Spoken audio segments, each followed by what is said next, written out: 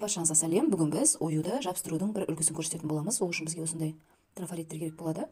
Велюр матасына осылай алдын ала 18-18 өзіме қажетті өлшемді сызып алдым. Матаның теріс бетіне паутинка деп аталатын осындай клеевый мата бар, метрлеп сатылады, соны қойдым.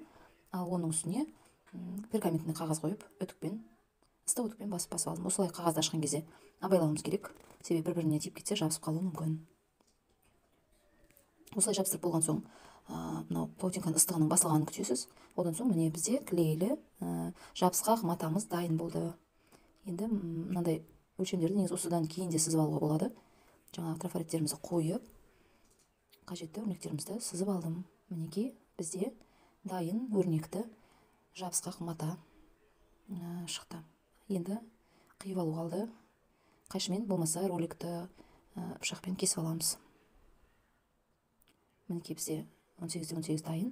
Енді бұны қию үшін бір бұрышын алмаспен тіліп аламыз, болмаса қайшымен осылай бір шетінен кішкене ғана тіліп аламыз. Осы шеттен бастап өрнекті қиып, қырқып, абайлап дайындап аламыз. Мінекей ендігі кезекте үстіне марляны, су марляны қоямын мен.